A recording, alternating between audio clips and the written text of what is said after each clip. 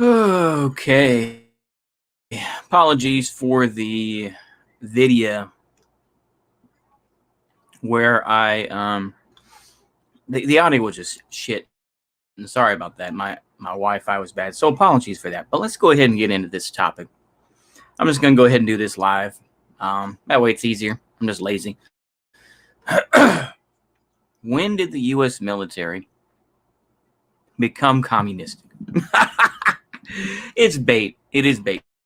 But I think when did the US military become more progressive? And I would pinpoint the late 1970s. I think that the US military, I think at the higher echelons, particularly of the officer corps, shifted between like wearaboos and like hardcore, like maybe American conservative types. Slowly but surely, though, you had some folks who gave lip service to like progressivism. Not really. No, it's not. Nah, not really. I'm just using that for bait. It's just bait. I don't think the U.S. military is necessarily communist, but it is very progressive. And we saw General Miley, is it? Say, I've read Mao, and I want to learn about white rage, even though I'm a white person myself. And it's so pussy. It is. It's just cringe, and it's cheap pandering. It is. It's absolutely cheap pandering, in my opinion, where it's like, I want to learn about white rage, even though I'm going to retire in like 2 years probably. He doesn't give a shit. He honestly doesn't give a shit. The thing is, the U.S. military was destroyed by bureaucracy. As well, there's always these periods. Militaries and any large organization can get infiltrated with bureaucracy fairly easily. But I think with the U.S. military, it has destroyed the cohesion of the U.S. military. The U.S. military, in my opinion, as much as people say, "Oh, it's the greatest fighting force ever," the fact is that the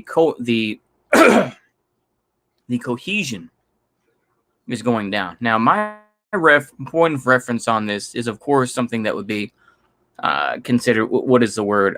Anecdotal.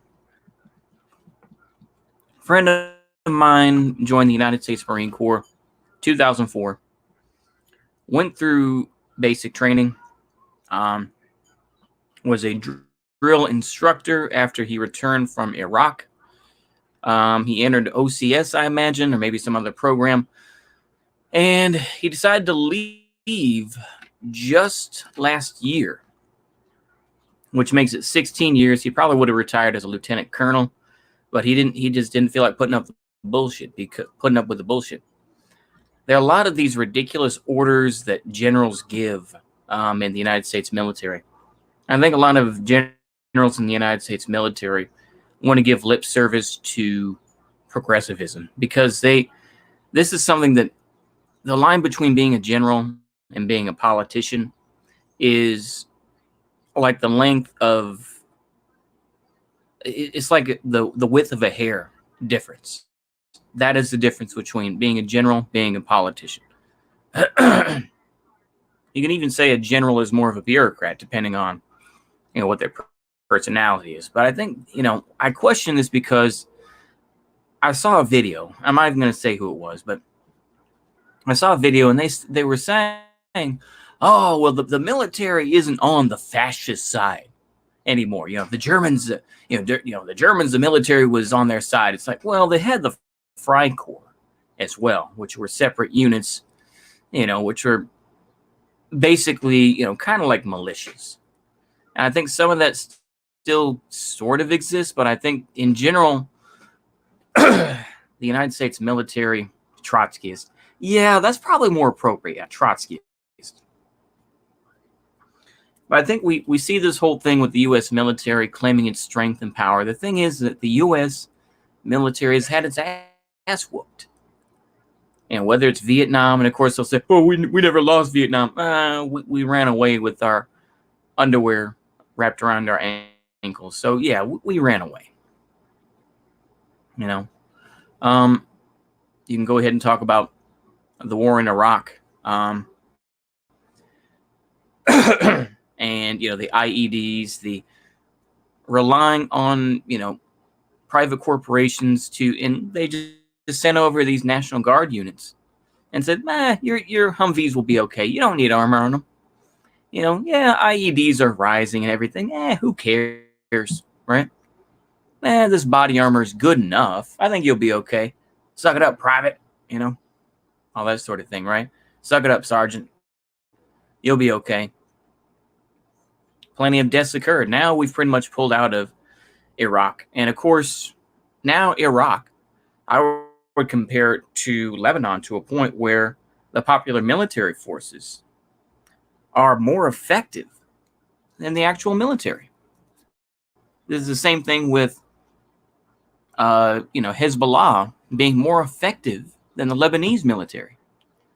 Honestly, I can't think of any great generals today, like MacArthur, or Patton, or Sherman, or Grant. Yeah. Hell, even Lee and other Confederate generals. Yeah. They're all just sort of quickly replaceable sort of folks. By the time you become a general,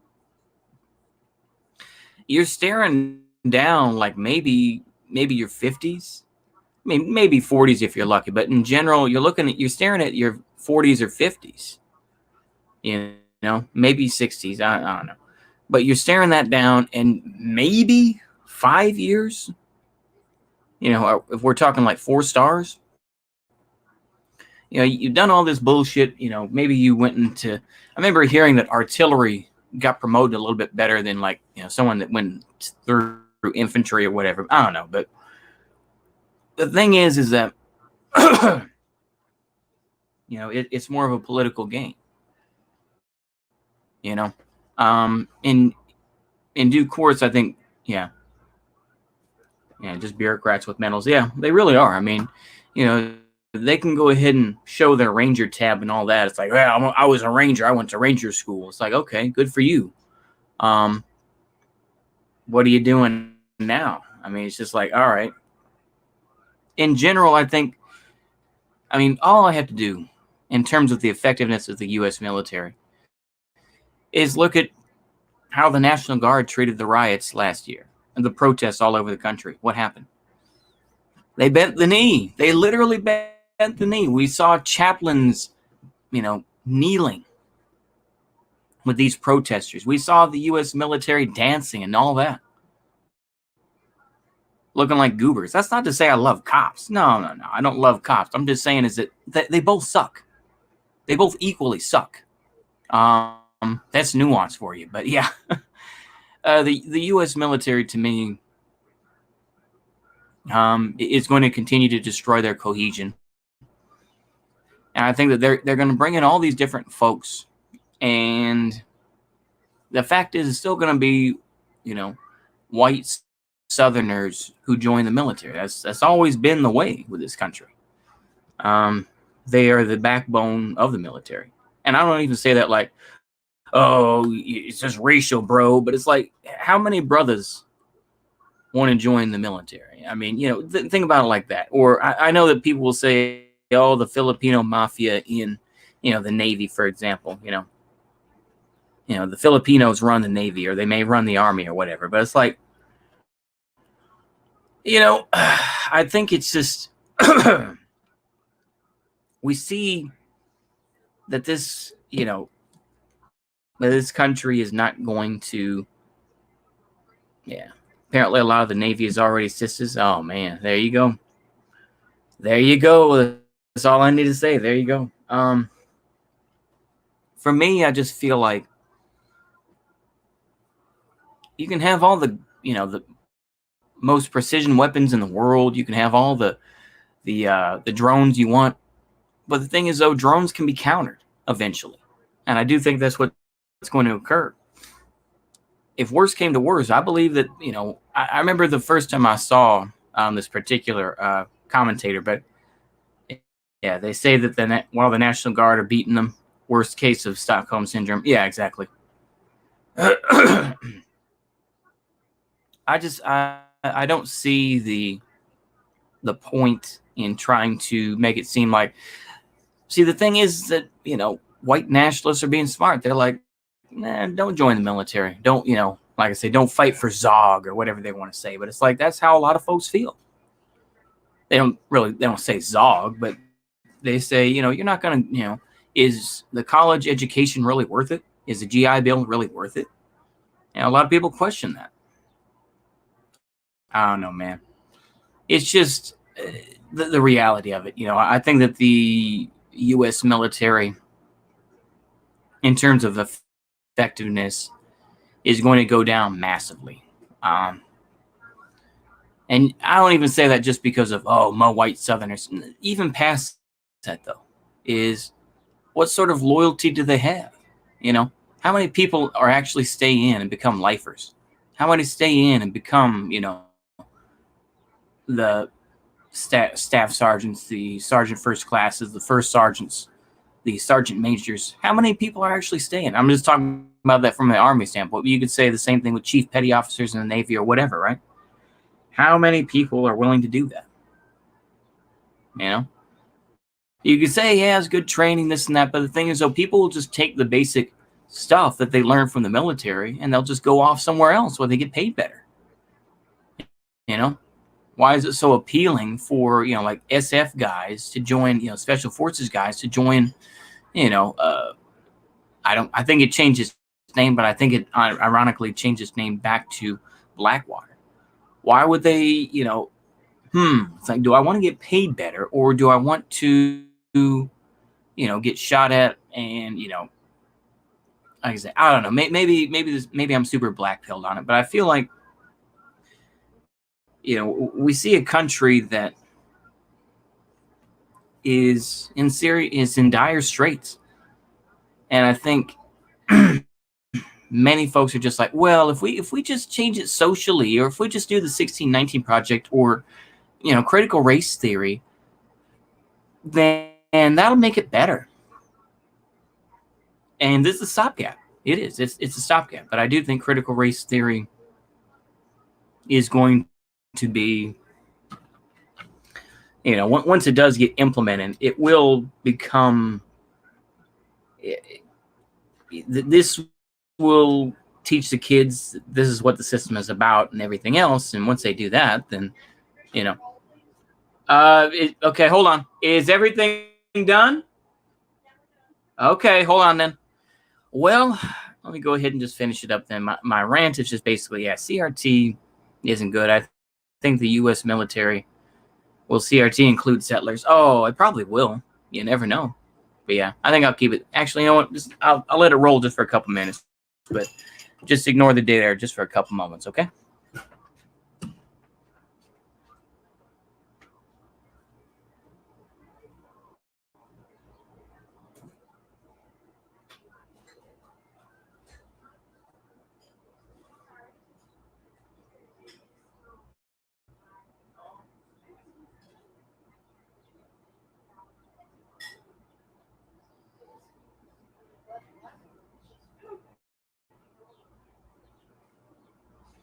Okay, here we go. I think that, in all honesty, I think that we just see these things happening. I think the U.S. will try to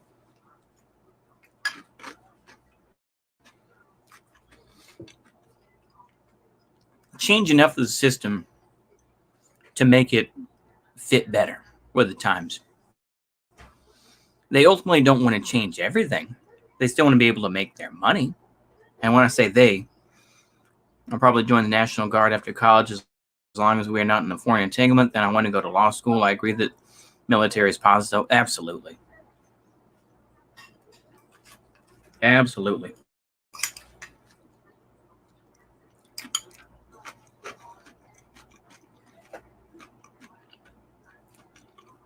Yeah. I think that, I'm sorry, I keep saying I think that, but it's just ridiculous to see all this nonsense, And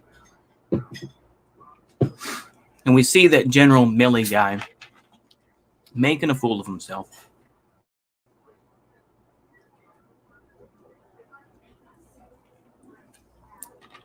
And, just also trying to talk tough, like I'm not loyal to Trump, this and that. But Biden isn't much better. Yeah, I think that's an important thing to talk about. People are just so worried about, we need to make the Republicans irrelevant, this and that. It's like, yeah, okay, go ahead and do that. But it's like, do you genuinely think that if you make the Republicans irrelevant, that is going to change the system? I doubt it. I do.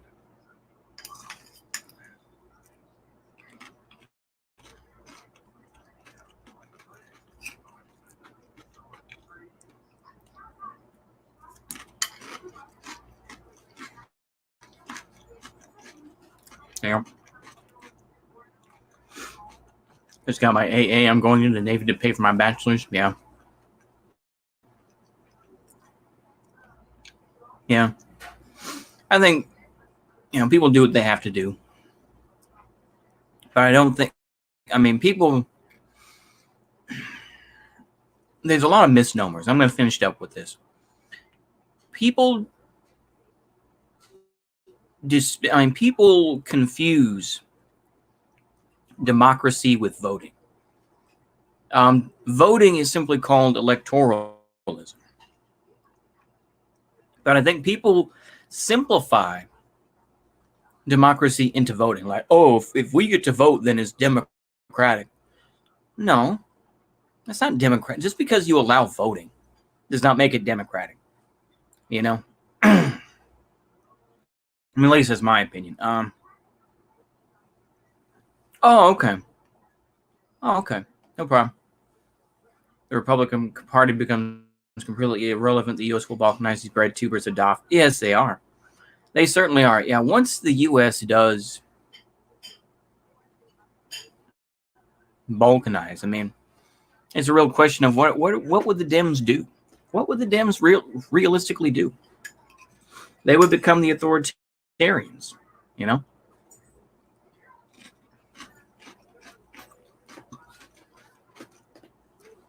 Do they really think, the people who think that we're going to get multiple parties, this and that's what's going to happen? No. Hell no, that's not what's going to happen. The U.S. will break apart. And I think that I said this before, and I'll say it again. Some states will stay together. And they're going to hold on to power as long as they can. Other states will capitulate as soon as they could. But I got off track. I just forgot about it. But they equate democracy with voting, even though voting is electoralism, which is a whole other thing. But they equate citizenship to validate your citizenship. And I know that this is very traditional ideas that I don't necessarily believe. But if you join the military, then you served your country, this and that. It's like, the only thing that's really keeping people in the military is just paying for college or folks that want to blow shit up. There are very few people, I imagine, who genuinely do it out of patriotism or the healthcare.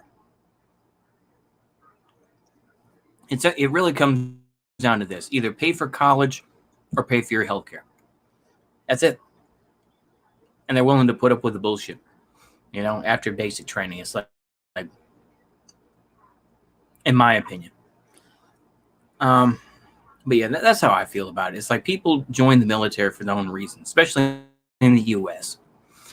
And they don't do it out of some nationalistic pride. Very few people, I would say 10% actually do. The rest are nonsense, yeah. Veterans are mostly now anti-government. Exactly, yeah, because they've been screwed over and they didn't get the benefits that they were promised. So yeah, absolutely they are.